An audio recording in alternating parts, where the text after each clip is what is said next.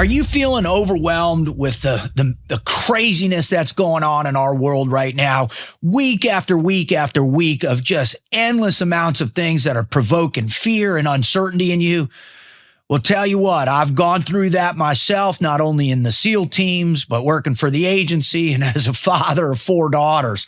That's why this week I want to share with you some ideas that'll help you manage all of the madness. This week on the David Rutherford Show. Welcome to the show, everybody. I tell you what, man, as a person that used to be primarily motivational in nature and all of the content that I delivered, I just felt like it was time for me to bring back a little bit of that to the audience, Jordy. And I know you and I are talking every day about the intensity of what we're seeing and what's going on.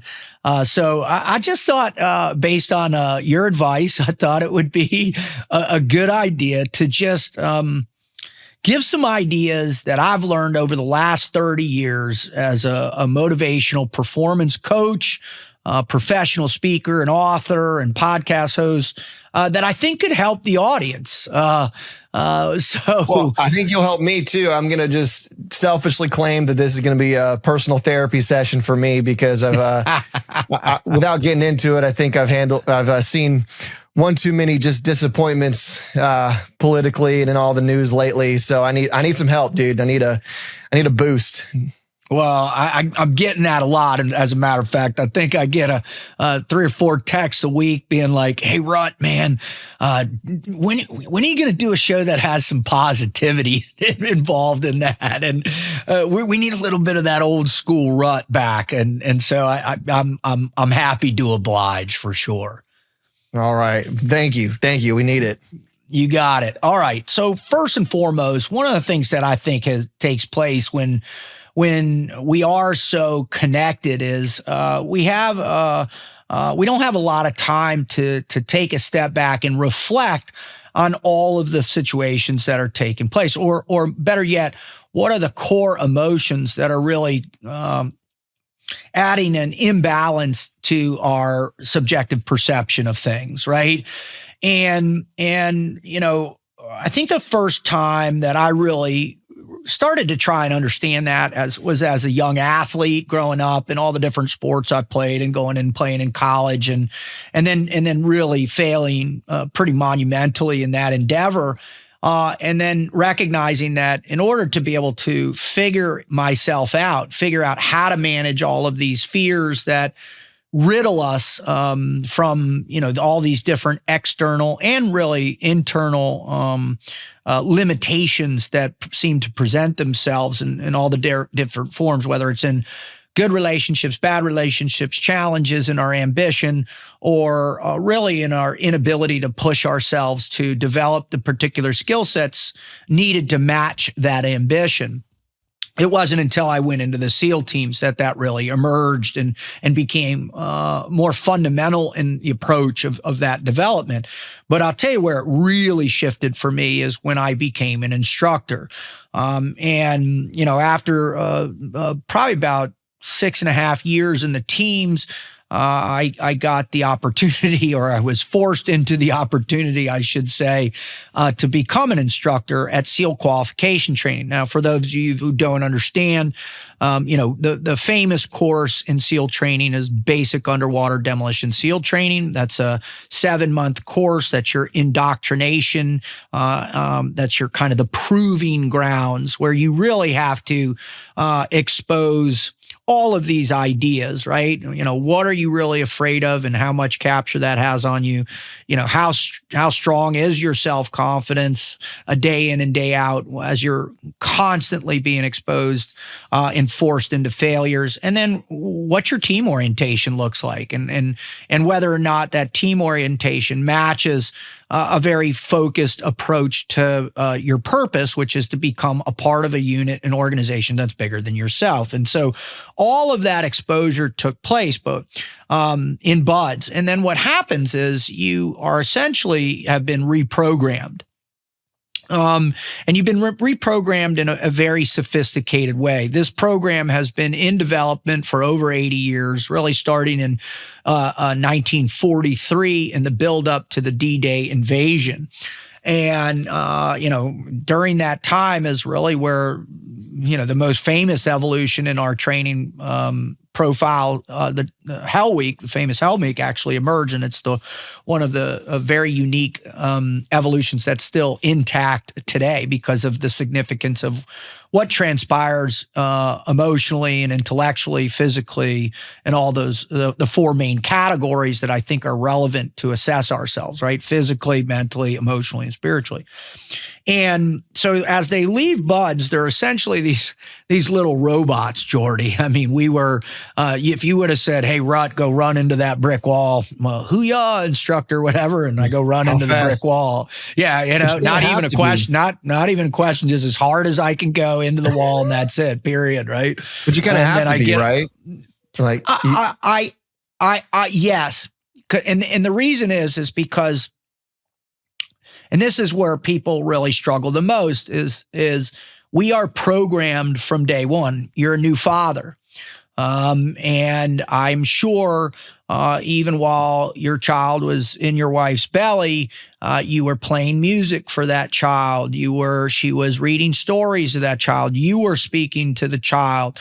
Now that your child has been born, I'm sure you're developing patterns of protocols that reduce her fear, right? Because that's the core emotion she runs off of: fear, safety, right? Within that context, and then the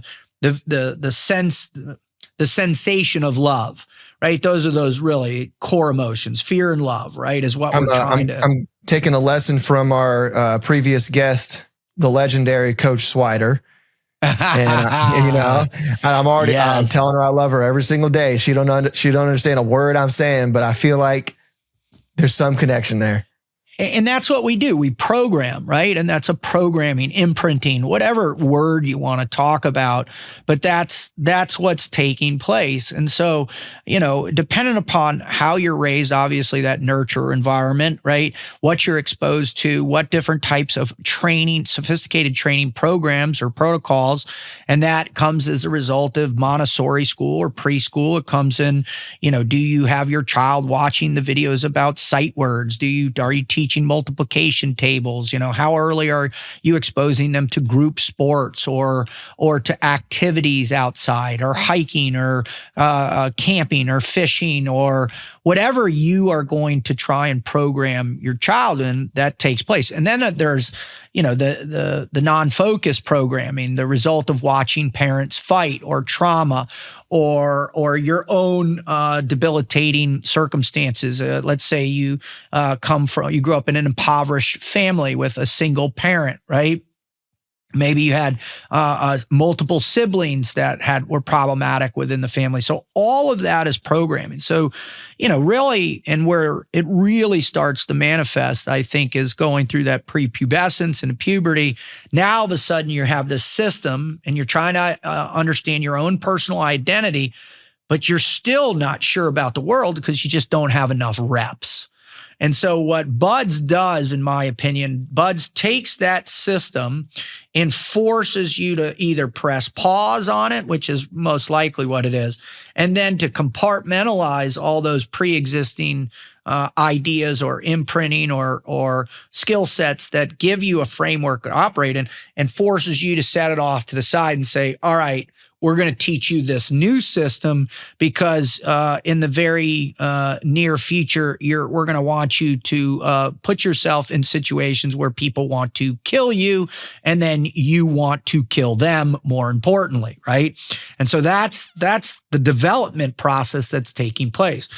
Well, once you're through Buds, man, you're all in. You have completely allowed that programming to take place, whether you were broken down, and most guys, you're broken down in that first phase through Hell Week in particular, and then all of a sudden you're kind of ready for that next level. And so you start to consume the imprinting at a much more sophisticated and tolerable and long-lasting way, right? That's where the programming shifts. Well, once you finish... did you notice a big difference in yourself post buds? Oh, monument. It's difficult to describe. It really is. The guy I was prior to buds I was essentially a college dropout art hippie, right? Who had a pretty different haircut too, probably. Oh, I had long hair, right? I had these horrible sideburns, right? I was probably 225 pounds. I was very eccentric in my behaviors, and really and also involved in a lot of destructive behavior as well too, because I wasn't satisfied with who I had emerged and what had taken place as a result of losing the identity of being an athlete, a high level athlete. So then I was kind of searching for what took place there. That's why the decision emerged. All right, where do I go kind of reassess these fears, expose those, understand those in a deeper level, but then more importantly, to learn a framework that can help me manage that for the rest of my life in whatever I was going to face. Because I through the exposure to took a lot of psychology courses, took a lot of philosophy courses, took a lot of art history courses, a lot of English lit courses, poetry courses, art courses, right? And within all of the humanities, one of the positive things that emerges is that it's about introspection. It's about understanding the magnitude of what's available to you if you should choose to go out in this magnificent adventure called life. But you have to choose to go and search out these changes, right? You have to expose yourself to the unknown. And take the risk in order to develop and evolve. Otherwise, the world is forcing the evolution within you, and you're not in control of that. So that was explicit for you? It wasn't like I don't think it's wrong either way. You intentionally thought, I need a framework for handling life going into buds? Yes. As opposed to I just need the next challenge. What's something crazy I could do? Let's go into buds. No, I needed a framework. Wow. And then I knew it had to be centralized against something that was at a higher order of purpose, right? Athletics wasn't going to be able to do it anymore for me. It just because I had come to the realization that I wasn't as good as I thought I was. The illusion that I had generated that I was some elite athlete had fallen apart. And partially, that was because of my own inability to adapt to my circumstances, which was playing at a higher level where I wasn't the best and playing against guys that had really amazing athletic talent and not accepting, all right, now I got to work harder than I'd ever worked before to assimilate into that next level of performance. Well, I didn't do that. And then so I was like, no, I need a framework, a system that can do this. And I'd always been a fan of and kind of inspired by military stories and backgrounds, and I didn't know a lot about the SEAL community at all until my freshman year in college. My next door neighbor gave me a book about SEALs in Vietnam. But it wasn't that. It was, I knew I needed to be challenged in a team environment, but at a really heightened level that was going to help me reshape the way I looked at the world, right? In particular, it's very introspective for a college kid. Well, the lucky thing I had is that my dad was a pretty profound intellect. And so, we had conversations like that as a kid. We were not going on hunting trips and we were not going fishing. We would sit around and contemplate, and he would talk about, great minds in history and talk about thinking and how you evolve in that capacity. And I think that was what really was the seed that I needed to think beyond what was in front of my face, that it had to be something not kind of thrown together, but it was a focused process that the outcome had a substantial outcome, right? It was not something I could walk away from in it didn't have a long lasting affect and effect on me. Right. So, this was the program. And, so after Buds, I was a radically different person for sure. And, went through medic training and jump school and all that stuff, went back to a team, was on a team for a while, did a first workup and deployment. And then in my second platoon got, offered up to go be an instructor at SEAL qualification training. Now at that time, SQT was 36 weeks long, and now it's I think it's 49 weeks long. So they really wanted to go to a more consolidated pipeline. Because what used to happen right before I got in, you would go to a team and do your next level training before you went into a platoon, and every team did it differently.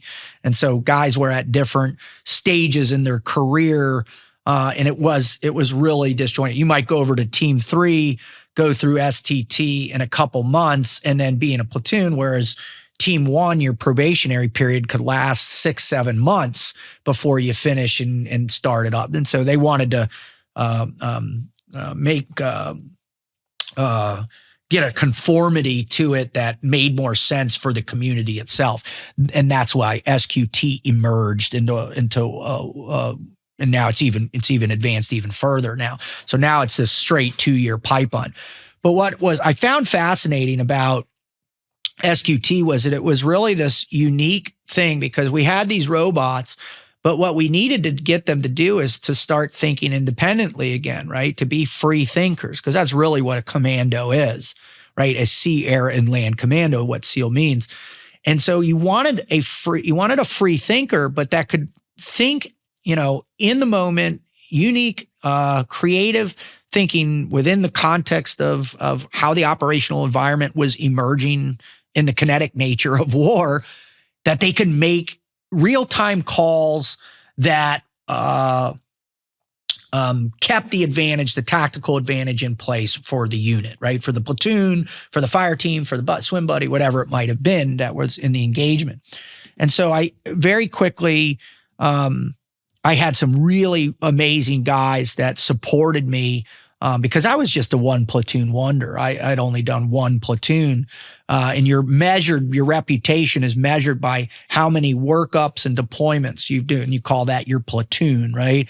And so I was around guys that had 4, 5, 6 deployments and platoon workups, and so here I was, this, green dude. In fact, I was probably still defecating Bud's chow to a certain degree, right? That's how relatively proximal I was to my own training experience.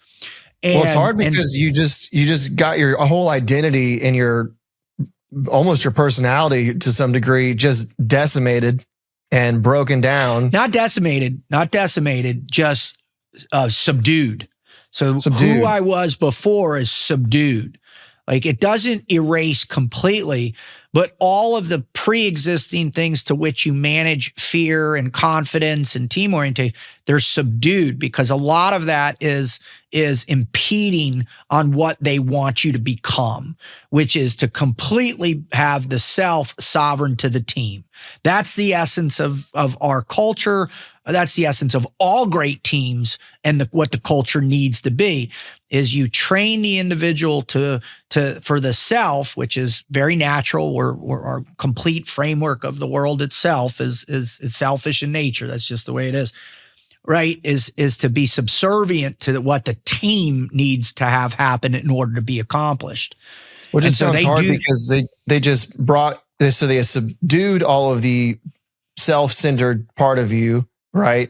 But all I'm thinking is, at that point, before you get to that qualification training, you've got to feel a little lost, because they just took away what you've used to navigate all of these different challenges in life, or at least subdued them, but they haven't yet given you the training and the solution yet. Well, what they have given you is the context of grit, right? And determination. One of the most common things, and we heard it with, both Dr. Kraft and Coach Gads, what they're trying to get out of those athletes at Penn State is grit, right? Well, nobody teaches grit better than special operations community. I mean, the whole context is about grit. It's when it sucks, and I mean sucks, you're not going to quit on your teammate. Why? Because you're not going to quit on your teammate, right? Because you don't want your teammate to suffer. And in our case, it's die. So you rise up, right? It's what my friend Derek calls the ambition of shame, right? And so you utilize this construct of shame to perpetuate harder work, a greater endurance, a greater capacity to manage pain, a greater capacity to compartmentalize fear, a greater capacity to idealize the what it means to be an operator. What that is not look at me in my kit, look at me in my quad nods, look at me, I'm a badass. It's like, look at me next to the guy next to me. Look at me next to him. Look at what I'm going to do for him. And that's all of a sudden like the peers that are managing all this, the instructors, your platoon mates that are senior to you, like that's what they're looking for. You know, Eddie Gallagher talks about this in a really great way. Just was watching a recent podcast of his. He had a Delta guy on, I think, and a Green Beret, and they were talking about this. Like it's the attitude you bring to the team that speaks volumes to your character and who you are and whether or not people want to work with you. And so that takes place. So you finish that, and like that's the whole thing, is like you are loyal to beyond a measure to that principle. Like I'm going to crush myself so that my buddy is like, oh yeah, I trust him with my life. It's just reordering things. Like there's almost no personal concern. It sounds like there's no personal concern that would trump the needs of the mission and your team. That's it. Like there's nothing that could happen to you because you'll die. You'll die for the team. That's it. Period. So there's I'm tired. I'm in pain. I'm scared. I'm Doesn't whatever. matter. Those are completely underneath what the mission and the team needs. 100%. And more so, they'll even individualize it quite a bit in training. Like instructors will be like, hey, Rut, you're going to let Sandy down right now. You're letting your swim buddy, or you're letting Henry down, or you're letting Joe down, or you're letting Rob down right now by your behavior. I want you to look at his face while you're whining, while you're bitching, while you're moaning, while you're complaining, while you look like you want to quit right now. Look at your teammate's face, and I want you to see what you're doing to him in your weakness. And you're like, whoa. So you take that and you move into this sense of SQT, and now it's like, all right, as an instructor, it's like I started thinking that that's the way I needed to instruct. Very quickly had, my mentor, Bruce Cunningham, other amazing guys that were senior to me that really were like, all right, Rod, look at this way. You don't necessarily, yes, there is a place for being hard on somebody, but the idea is to extrapolate the best of this individual so they can, the individual nature of them can now bring back some of that stuff that had gotten them to the decision in the first place to join, that creativity, and implement that now in a grander context, right? Psychologically. It's not just about the robo response of being hard, but more so like, all right, how can I also support my teammate emotionally? How can I support the mission being more creative? How can I support, right? And so it's like, all right, now we gotta infuse a greater context that it's not just about following the order or what's laid out in front of you. And that's what really is unique about it. And so, that's where I really started to, what I saw was like, in particular, post 9/11, because I was an instructor when 9/11 took place. And prior to that, there was a different mentality, not because guys weren't committed or didn't work their asses off, but there wasn't this conclusive acceptance that everybody's going to war now, right? And I think that was a real monster psychological shift in not only our community, but I think all communities in particular, where it was like, all right, you're going to war now. And so after that, it was like the responsibility of the instructor staff really increased because it's like, all right, what are the fundamental mechanisms that we now need to teach these young men as they're preparing to go to war very soon, right? It was like they graduate SQT, they get farmed out to their teams, they get in a platoon, they do a workup, and they're going. And then before you know it, we were in Iraq, by 2003. So now you have two fronts. Now it's guaranteed everybody's going to war. You're not escaping it, period. And so grit is necessary. Grit's necessary, but it's not sufficient, it sounds like. Like, you need the grit. You need it, but that's not everything you need. I firmly believe that the operator that can think under fire is the most dangerous human being on the planet, right? Like, the person that under an incredible amount of stress can still think and analyze their emotions without the emotions getting the best of them. Still think, analyze their emotions, and then work in a confident way in a team environment to come up with solutions based on the team objective. That's the greatest form of the operator, right? It's the thinking. It's a thinking man's game, right? That's why we have such reverence for great generals in history, whether it was Alexander the Great or General Lee or whomever, right? It's because under pressure, under fire, Chester Puller, right? Admiral Nimitz, under fire, real fire, these people don't lose their cool. They keep control. They maintain operational focus, and they're able to finish the mission and the objective. And that's when you're lethal, when you start to incorporate that. And I think that's what really was supposed to emerge in this time. And then by the time you left SQT, then you get to a platoon, you do a year-long workup. That's where you're refining it as much as you can as a new guy, right? And then in that case, now you have the pure evaluation of the guys you're going to combat with, which is even more professional in nature, because you're still a student and there still is that student-instructor divide. But it was during that time where I really began to understand that there are some fundamental ideas that really need to be explored and to help the students begin to recognize that these things are playing a major role in their ability to grow into that next version of themselves, right? To become the operator who can shoot, think, move, and can communicate, right? Or think, shoot, move, and communicate, however you want to divide it up. And that's where, for me, the Froglogic was born. People every now and then they hear me say that term. They're like, well, what does that mean?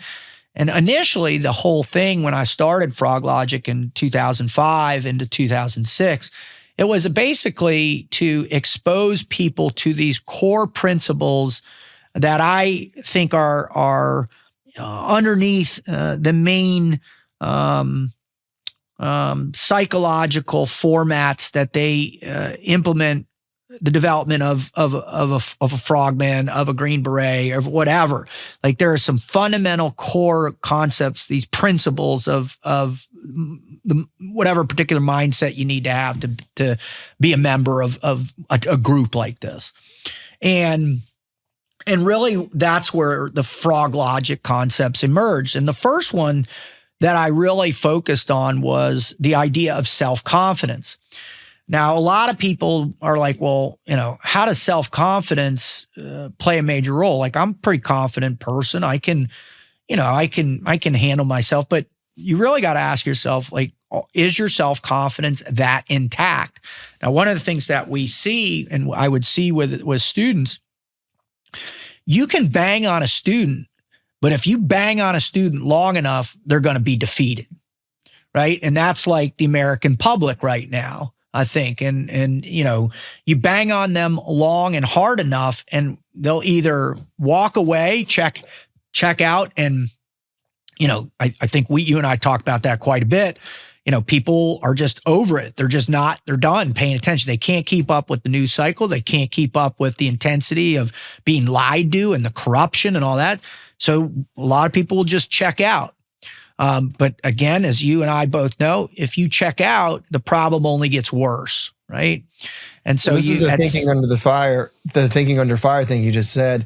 I mean, all these concepts, I'm just thinking about it right now. That be self-confident. Okay, it sounds easy. Like, great, I'm confident, but it actually doesn't matter unless there's some force fighting against it. Like, your self-confidence only really matters when you have every reason to not be self-confident right now, when you have getting beaten down by life, when you're incessantly, right? That's really when it actually only when it really matters. Well, think about it, right? You wake up every day and put your feet on the ground, right? You check out your opposable thumbs, you take a deep breath of air and you're like, fuck, all right, I'm good. This is good. And then you move into the day and your first phone call you get is from your boss going, why are you late? When you get in, I'm going to hammer the snot at. Or when you get to work, someone else gets a promotion and you don't. Or when you go to, eat whatever, you can't afford eating at this. So you got to go eat. And it's just, you get into that, whatever. I mean, or you get dumped, or you're in a bad relationship, or you have generational trauma. There's so many different aspects that your self-confidence can take a beating on, that it's critical, right? To how do you recuperate that? How do you recover? And so one of the things that I really try to understand is, like, what does the recovery look like for the individual? And do people have a system in place on how that works? And so, fast forward when I launched Froglogic and really in earnest in the spring of 2006, after working at Blackwater for a couple of years, I started with kids. That's where I wanted to focus. But the primary focus was self-confidence. I really wanted to teach young kids, 10 to 15, how to recognize that as identity. They were trying to figure out who they were in a very peculiar setting, right? It's crazy. I watch, 4 teenage daughters, and I'm watching them in their social environments. And it's always like they're trying to figure out, all right, are they full of it right now? Or how am I supposed to react in this moment? And they're unsure of themselves. And I think young boys are the same way too. It's a little different how it emerges. There's a physical nature in it, I think, with young boys, but it's very similar. How do I fit in right now? And what about me, as I see myself, is relevant to making the group want to bring me into the group in whatever format that is, right? The a priori hierarchies of those subgroups and subcultures that exist within all the different types of organizations we participate in, our familiar organization, our scholastic organization, our work organizations, whatever they may be, our team organizations. And there's always trying to figure out where you fit on the hierarchy. So just that nature of that evaluation alone can really be invasive on, having a very strong sense of self-confidence. So that was where I started first, and try to figure out a system in place, right? They're training modules, but I call missions. And so the idea was, like, there would be one topical mission and then 4 subsets that help support the development of that overall mission, and to reinforce the idea behind what it means to be able to rehabilitate or maintain self-confidence. So, like, mission number 1 in forging self-confidence is have a positive attitude, right? And that one thing alone, I swear to you, Jordy, that one concept alone has been the most transformational thing for me in my entire existence, right? And this is the one thing that is undeniable. And a lot of people will debate me on this. Said, well, what if somebody has chronic depression, or somebody has, bipolar or multiple personality disorder, or is on the spectrum or whatever? Every human being, I'm not going to say every, obviously there's a 3 to 5% that are psychopaths. There's 15% that are sociopathic in nature. Well, let's for discussion's purpose, all the people in the margin, overwhelming majority of people respond in a positive way when there's a sensation of a positive assessment of their world, right? Right? When they think they're in an environment that has relative positivity intact, and that's in the form of safety, that's the form of positive relationships, right? Feedback, that's in the form of some even limited sense of meaning or purpose. That's in the form of you feeling like you have some some control of where the direction your life is headed, right? Something to aim at, as Jordan Peterson would say. And so that idea of a positive attitude, like you can do that every day. You don't have to pay to have a positive attitude. You don't have to pay. You don't have to download your positive attitude. You have a choice to be positive or negative or neutral. I mean, that's your choice every day, and it's on you. And there's, categorical proof that people in the very worst situations that can be manifested within the human condition, in terms of being locked in a concentration camp or a gulag, growing up in perpetual violence or trauma, there's a place that anybody can conjure, that there is a semblance of positivity. Now, I also recognize that through a lot of very intense psychological abuse, you can break human beings. Obviously, the MK Ultra program is one of the most known examples of that. You break somebody into disassociation, and you can manipulate them in any way you want. But the overwhelming majority of people existing normally is like, man, you can be positive every day. So that's mission number one. I want to comment on that real quick, which is I just want to emphasize, when some people here have a positive attitude, at first glance, it can look way less serious or heroic or, dare I say, badass than it actually is, because I think the operative word there is have a positive attitude. Don't just hope you're happy, right? Because good luck with that strategy, right? But you wake up and the sun's shining, everything's fine. You just got paid today. Have a positive attitude. Easy. That doesn't really mean anything, right? But you got fired. You just yelled at your kid that morning when you shouldn't have. You just got a random tax bill for $25,000 that you didn't prepare for, right? Same day, your marriage is hanging on. Have a positive attitude now. Well, I'm glad you brought that point up, because that was the dramatic shift in the evolution of where Froglogic went, right? Because, after I spent several years teaching this and talking about this to about 7,000 kids from 2006 to 2008, in that exposure, kids are the greatest thing, because there's such genuineness, there's such honesty in their reflections and their attitudes and their actions, very, fulfilling to analyze and to evaluate, right? I began to realize that there's another component. There's a layer that really is a preface, or that exists before confidence even emerges. That's on a core level, right? This is something that's you're wired for. And I wasn't able to put my mind on it until I spent 4 years at the agency.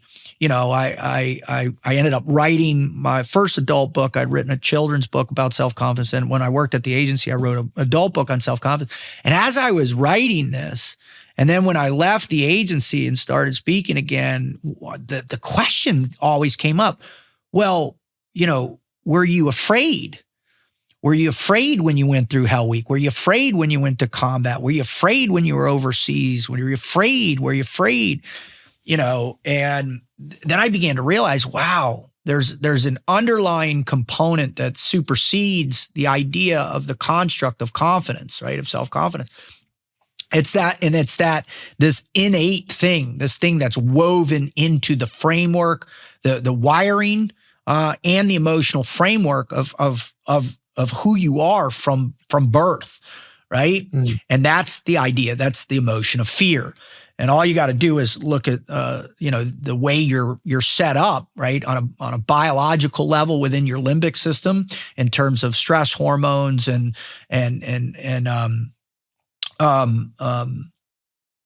positive hormones, which you've got dopamine, oxytocin, serotonin, and then over here you've got epinephrine, norepinephrine, adrenaline, and cortisol, right? And so you have this biological war that's being waged every single day, which generates one of, I think, the primary emotion that we have to manage throughout our lives, and that's why what spawned this show is fear. And fear is fundamental in every way, in every human being. And so, from basically after being asked this question ad nauseum, I was like, and I didn't know how to answer it initially. I kind of gave these kind of flippant answers like, how dare you ask me if I was afraid in combat? I was like, what gives you that right? And I'd give stupid answers, but eventually I was like, no, people really want to know. Like they genuinely want to know. And so I spent about 2 years. Afraid. It's because everybody's afraid. Everybody's afraid. And they want to know that if even that Navy SEAL was afraid, then maybe they're not crazy. Right. And that's the thing, because you can't defeat fear.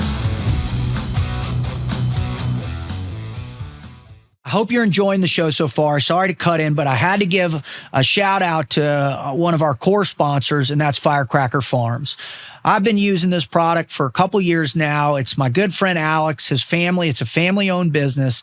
They grow their peppers. They infuse the pepper into their salt. They put it in these beautiful salt shakers, and they box it and send it out all themselves. And I'll tell you what, every single morning that I eat my eggs, I put this salt on there, give it a little bit of spice, a little bit of kick. I can ditch all the hot sauces, all the junky hot sauces that are out there, and I just run with this hot salt, and it has changed everything for me. I put it on my steaks. I put it on all my protein. It's really amazing. And so the other thing I really love is that it's a family-owned business. They make this product with love. I've been to their farm. I've seen it myself.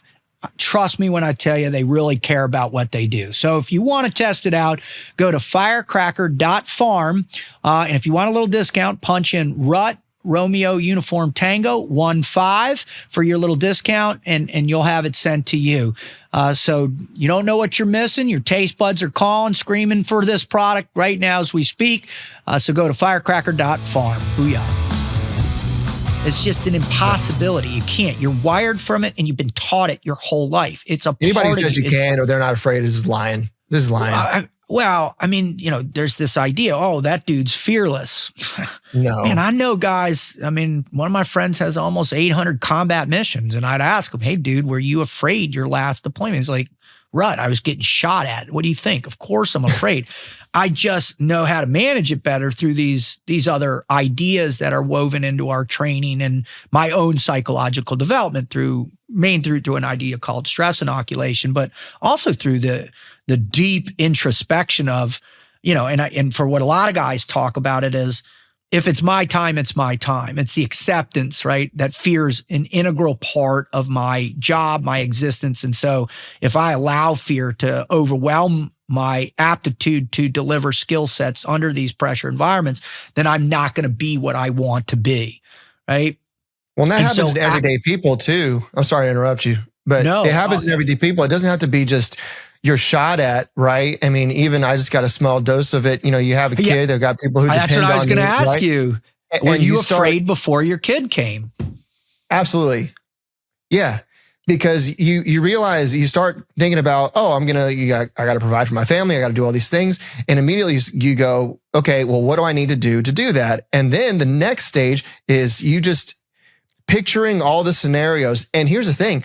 It's not even that you're being overly paranoid sometimes. You think of all the scenarios that could get in the way of you protecting and providing for your family that you are now up against, right? That's right. The negative insurgency. The negative insurgency. I lose my job. I lose an arm. I die. I lose my mind, flip out. I can't regulate my emotions.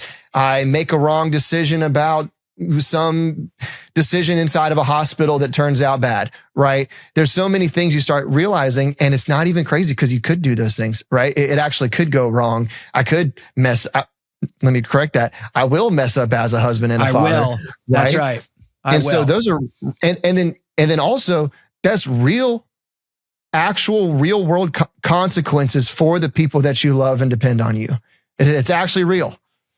And so this isn't just like, hey, be positive, man, you'll be happy. It's like, no, be positive like your life depends on it, and the lives of the people who depend on you depend on it. Well, and that's what I really tried. That's what emerged out of this, right? What fear, you can't talk and innuendo and metaphysics, about fear. Like, you've got to give people a concise way to address it. And, Yes. and so that's what emerged next, was really this idea of teaching people to embrace their fear, right? Because one of the things you learn in the program is that you're going to be afraid every day, because every day you're doing things that are high risk, training evolutions. Every day you make one wrong move and you could be seriously wounded or killed every single day. It's no avoiding it. So you have to embrace it. And if when you bring it in close, if you're not sure what it is and where it comes from, then it controls you and then it can get the best. So you have to learn to embrace it. So what did I do? Based on the research, I created 5 missions for learning to embrace fear. Mission number 1 is search for the truth of your fear. And that's what I think people aren't doing at all. Like, I ask this, and I give, 100, 125 speeches a year to audiences all across the United States and around the world. And I ask, when I give the Embrace Fear seminar, is step 1 is, mission 1, search for the truth of yours. Step 1 is write down every single fear you've ever had as a child, as young adolescence, young adulthood, all your fears you have right now and all the fears you have in the future. And I ask the audience, I go, raise your hand if you've done this before. And the average, and this is, let's say the average audience I speak in front is 200 to 300 people. The average response to that is 1 person in the audience. All right. It reminds me of the AA steps, like admit that you have a problem sort of thing. That's always a step 1. Right? 100%. And I looked at AA, right? I don't even know how many different training protocols and profiles I've looked at as I was trying to figure out the best way to deliver this information. Because, I wrote curriculum at SQT, I wrote curriculum at Blackwater, I wrote curriculum at the agency, and I've written a ton of curriculum for companies. I've written a ton of curriculum, for what Froglogic concepts are too.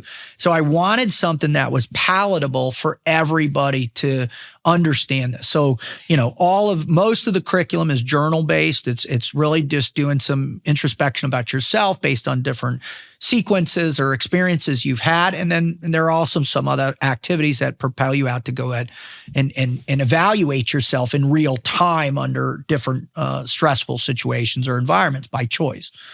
And so the Embrace Fear one, I discovered, all right, that is the first thing. So what I did is I moved it over here and I was like, all right, Embrace Fear comes first. Once you go through those 5 missions, the next is you learn to forge your self-confidence. That's 8 missions.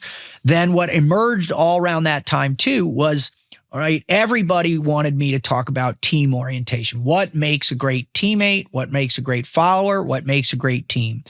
So during that time, I went out and I created the team life training concepts, right?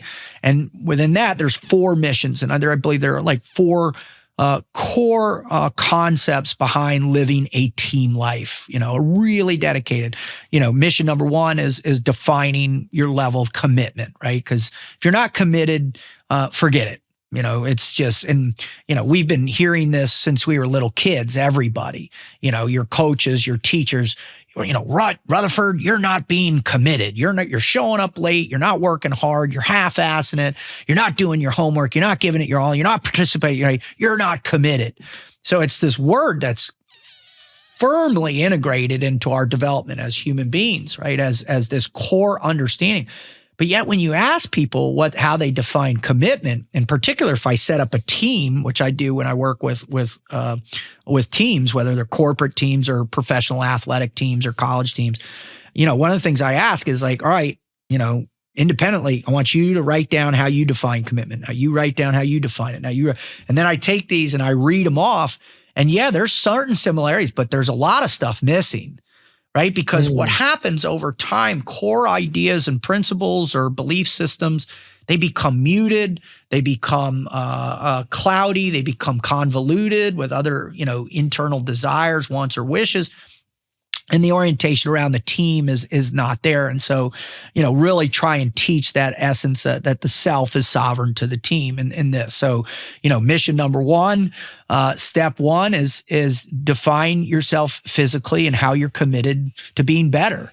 And that's as specific as, you know, how strong are you? How fast are you? How much endurance? How far can you walk? How many push-ups? How far can you swim? How much do you exercise? Because all of that, I believe, you know, we're physical in nature. We're rooted in our physicality as human beings. It's the essence of really what separated us, I think, from so many other species, is that we're physically superior. I mean, we can run longer distances. We have sweat glands. We have these opposable thumbs, and you know, so they're really powerful. So that's the first one. And then, you know, and then obviously mentally and spiritually, emotionally comes a follow. But so, you know, after I had those three in place, it's like, all right, this is the formula that I think really can help people when they're under that duress, when they're in stress, or they're seeking a greater, more heightened level of ambition and what they want to achieve in their lives. However, I hit a point where it was really when Simon Sinek really began to explode on the scene and was like, what's your why? Right. And that was a fascinating question to me. And you know, I always thought, well, you know, the why emerges, you know, when you seek to improve yourself. But the actual opposite is true, right? Why is a fundamental thing. Now, it can emerge as you focus on these other pathways too. But what I also believe is, you know, the ultimate question that a human being can ask yourself, there's two of them. Who am I and why am I here? Therein lies a purpose to try and figure that out, right? However, I don't believe that people can really genuinely figure out what their purpose in life is until they understand their fear, they've embraced their fear. Their self-confidence is strong enough to when they fail, they don't collapse, right? Whatever aptitude they're engaged in. And then they have to have a great team around them to support what the mission ultimately becomes. And that purpose changes, it evolves, right? All of my buddies that I went through buds with, they're living completely different purpose-driven lives right now, right? They're focused on different things. And that's the beauty of purpose. It evolves as you evolve. But this is the core idea behind the Froglogic concepts. And so, you know, what I recommend to all of you, if you're in that space where you're troubled by what's taking place, you're struggling to manage the stress of your stressors of your life, whatever they may be, man, just pick one of these concepts. And even if you don't want to see how I do it or how I break it down or anything like that, just pick a concept. Just start with your fear. Try and understand what you're afraid of, right? Just start with that exercise alone. Like, why is this stuff make you afraid? And then, you know, from there can emerge all these next different sequences or whatever sequence that you want to spin off into. But without understanding your fear and really why this stuff is getting to you, you know, you're kind of just wandering in the woods. Or wandering in the desert, to use a biblical framework. And, you know, there's some really fascinating theologians who've evaluated that whole idea and why did they wander so long. And a lot of people believe that, you know, and I kind of agree with this theory, is that these people were slaves for so long that they lived in a slave mentality. And the slave mentality is you're taught what to think.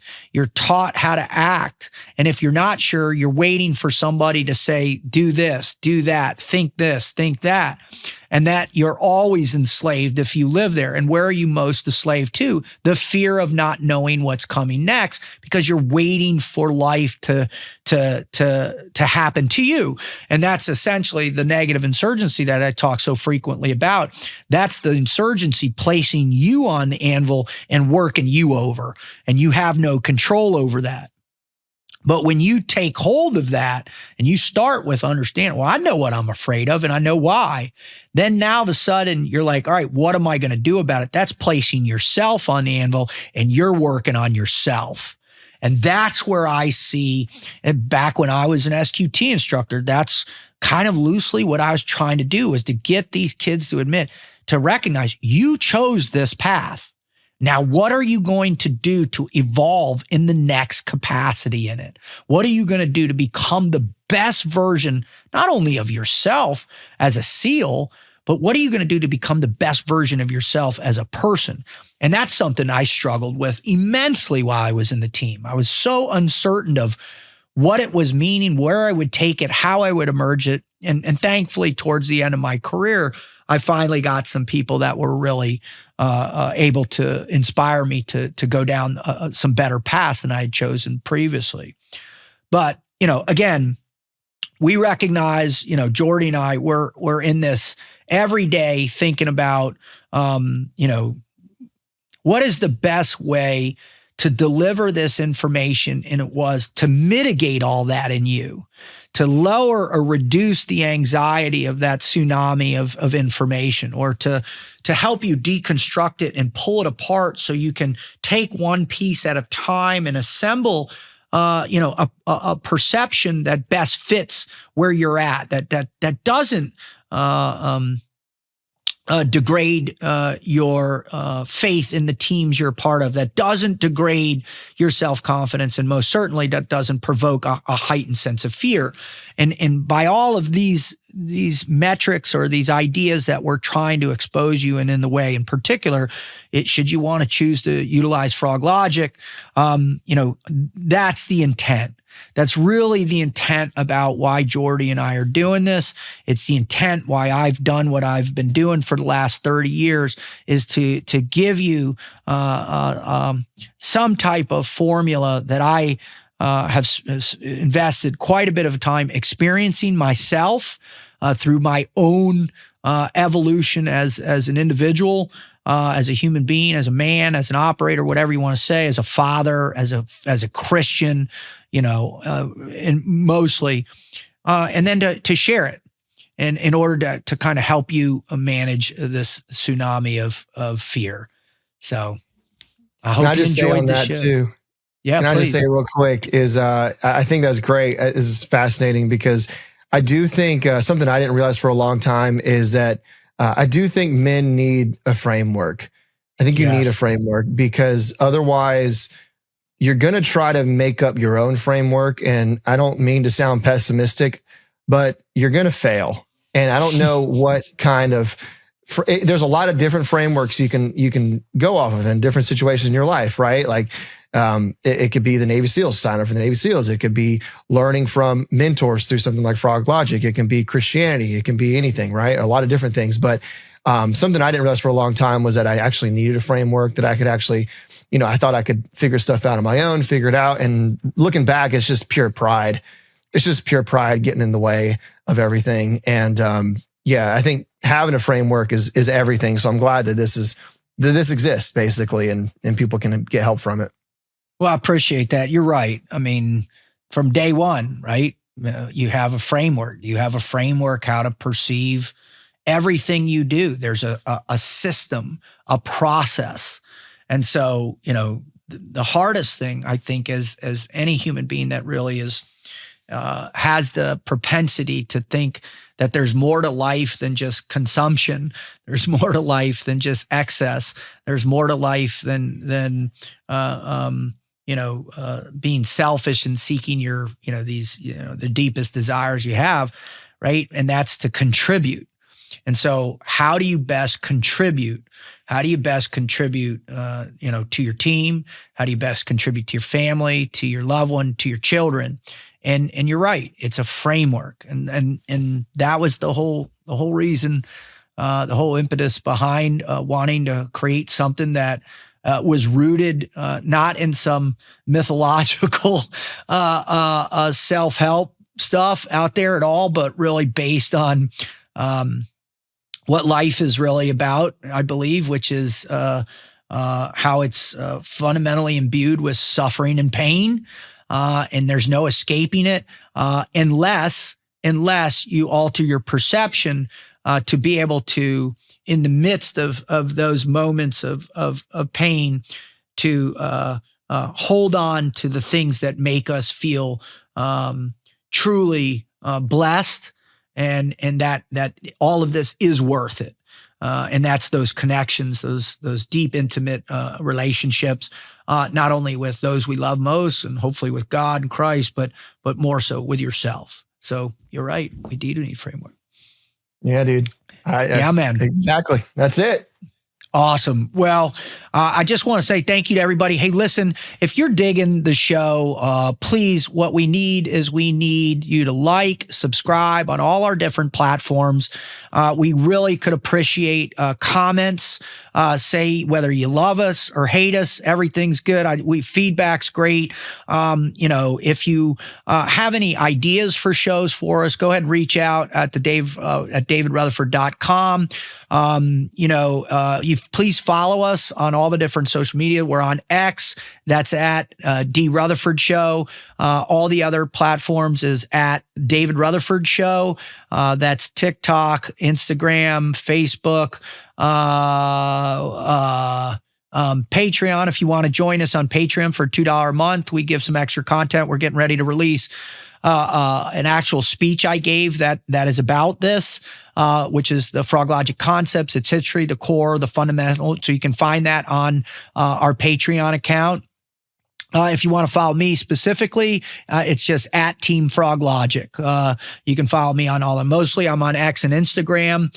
If you go to YouTube, we have a YouTube channel, Rumble channel, TikTok channel for video. And we also post the whole show on all those places as well, too. If you are interested in this curriculum, we have the Embrace Fear course available. We will soon have the Forging Self-Confidence, quickly followed up by Live the Team Life course. And then probably by the end of August or into September, we'll have the Live with Purpose. So all of the core Froglogic concept course and curriculum will be available to you. And we are going to have a special for those coming up here soon. We're not quite sure when, maybe mid-August or so. But pay attention. But if you want to just get going automatically, you can take the Embrace Fear course immediately. And where can they find that? At davidrutherford.com. Everything will be on davidrutherford.com. All right, everybody. God bless you. Good luck. I want to thank Christ. I want to thank my beautiful wife, my children. I want to thank you, Jordy, man. And I feel so blessed to have you in my life, brother. Thank you. Amen. Same to you. And thank all of you. God bless. Hoo-yah.